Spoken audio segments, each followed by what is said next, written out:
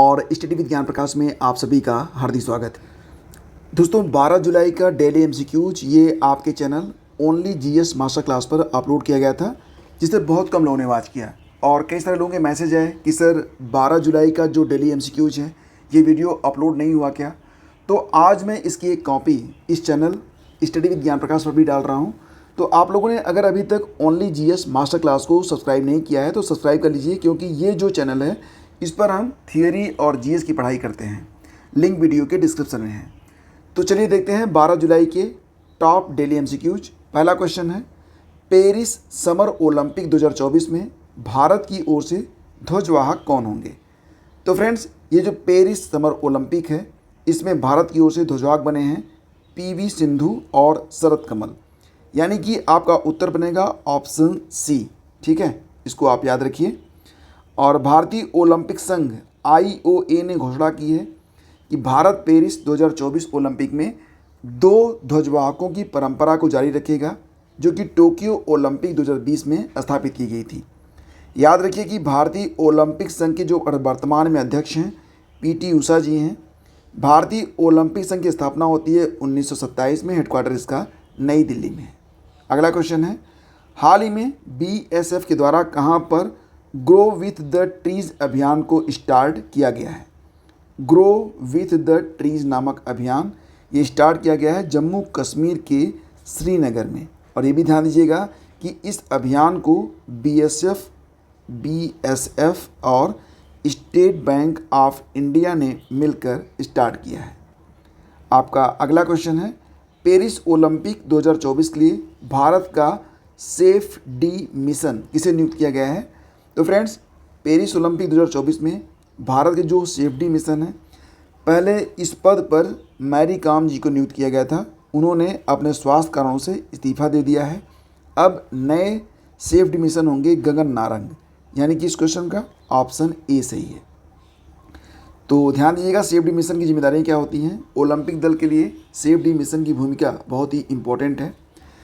एथलीटों की भलाई की देखरेख, संगठन समितियों के साथ मुख्य संपर्क का कार्य और दल के खेल सदस्यों के साथ संपर्क करना, ये 3 मुख्य रूप से काम होते हैं जो कि करना पड़ता है सेफ्टी मिशन को। अगला क्वेश्चन है, रूस के सेंट पीटर्सबर्ग में आयोजित होने वाले 10वें ब्रिक्स संसदीय मंच में भारतीय संसदीय प्रतिनिधिमंडल का नेतृत्व कौन करेगा। तो ध्यान दीजिएगा कि रूस का जो सेंट पीटर्सबर्ग है वहीं पर 10वें ब्रिक्स संसदीय मंच में भारतीय संसदीय प्रतिनिधिमंडल का नेतृत्व करेंगे ओम बिरला। तस्वीर में कौन है, ये हैं ओम बिरला। और ये जो भारतीय संसदीय प्रतिनिधिमंडल वहाँ पर गया है उसमें कौन कौन से लोग शामिल हैं। ध्यान दीजिएगा कि इसमें राज्यसभा के उपसभापति हरिवंश, राज्यसभा सदस्य शंभू शरण पटेल और लोकसभा महासचिव उत्पल कुमार सिंह शामिल हैं। अगला क्वेश्चन है, हाल ही में किसे राष्ट्रीय क्षय रोग उन्मूलन कार्यक्रम के लिए प्रमुख सलाहकार के रूप में नियुक्त किया गया है। राष्ट्रीय क्षय रोग उन्मूलन कार्यक्रम के लिए प्रमुख सलाहकार बनाई गई हैं डॉक्टर सौम्या स्वामीनाथन। ये हैं डॉक्टर सौम्या स्वामीनाथन। दोस्तों, डॉक्टर सौम्या स्वामीनाथन ये WHO की पूर्व मुख्य वैज्ञानिक हैं। और ध्यान दीजिएगा कि अगर हम बात करें तो 2015 से लेकर 2017 तक नई दिल्ली स्थित भारतीय आयुर्विज्ञान अनुसंधान परिषद यानी कि ICMR की महानिदेशक भी ये रह चुकी हैं। फ्रेंड्स, आपको बताना चाहेंगे यहाँ पर बहुत ही इंपॉर्टेंट पॉइंट एग्ज़ाम के लिए उल्लेखनीय है कि 2030 तक टीबी महामारी को समाप्त करना संयुक्त राष्ट्र के सतत विकास लक्ष्यों के स्वास्थ्य लक्ष्यों में से एक है। यानी कि WHO ने कहा है कि 2030 तक हम दुनिया से टीबी को समाप्त कर देंगे। ठीक है। और एक बात और भी कि वर्ष 1929 में Bharat international union against tuberculosis में शामिल हुआ था। और अच्छा ये बताओ कि ये जो टीबी डे होता है, ठीक है, यानी कि तपेदिक दिवस या तपेदिक या क्षय रोग दिवस, वर्ल्ड टीबी डे जिसे आप कहेंगे, क्या कहेंगे आप, वर्ल्ड टीबी डे, ये कब मनाया जाता है। तो प्रतिवर्ष 24 मार्च को वर्ल्ड टीबी डे के रूप में मनाया जाता है। ध्यान दीजिएगा कि 1882 में डॉक्टर रॉबर्ट कोच द्वारा टीबी का कारण बनने वाले जीवाणु, जिसको नाम दिया गया है माइकोबैक्टीरियम ट्यूबरकुलोसिस, की खोज की गई थी। आगे बढ़ते हैं। आपका अगला क्वेश्चन, हज समिति अब किस मंत्रालय के अधीन काम करेगी?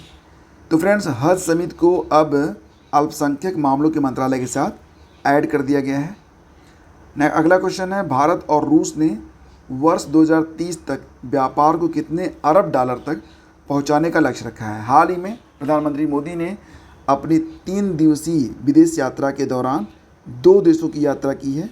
इसमें एक देश आपका रूस है, दूसरा है आपका ऑस्ट्रिया। रूस के साथ भारत ने 100 अरब डॉलर तक का लक्ष्य रखा है 2030 तक, तो ऑप्शन सी सही है। हाल ही में किसे होम्योपैथी में अग्रणी कार्य करने के लिए प्रतिष्ठित उत्कृष्टता पुरस्कार दिया गया है?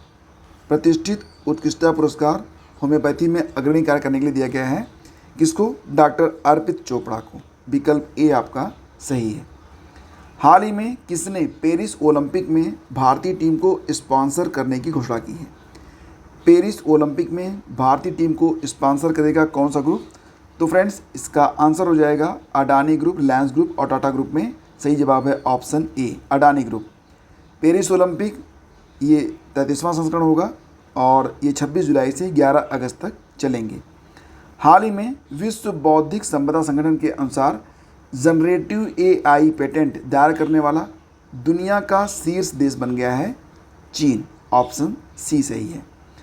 वर्ल्ड इंटेलेक्चुअल प्रॉपर्टी ऑर्गेनाइजेशन ने बताया है कि 2014 से 2023 के बीच जनरेटिव AI पर चीन पहले स्थान पर है, दूसरे स्थान पर अमेरिका, तीसरे स्थान पर साउथ कोरिया, चौथे स्थान पर जापान और भारत है 5वें स्थान पर। वर्ल्ड इंटेलेक्चुअल प्रॉपर्टी ऑर्गेनाइजेशन का जो हेडक्वार्टर है ये जिनेवा के स्विट्ज़रलैंड में है। तो फ्रेंड्स, ये थे आज के प्रश्न और एक GS का प्रश्न है आज के डेली MCQs का जो अंतिम प्रश्न है और इसका उत्तर आप लोगों को बताना है। बहुत ही सिंपल सा क्वेश्चन है और मुझे उम्मीद है कि इसका आंसर आप लोग ज़रूर लिखेंगे। बस इतना बताइए कि हल्दी घाटी का युद्ध कब हुआ था? कमेंट बॉक्स ओपन है और आज का जो वीडियो है यानी कि 13 जुलाई का डेली MCQs उसको भी वॉच कर लीजिएगा। धन्यवाद।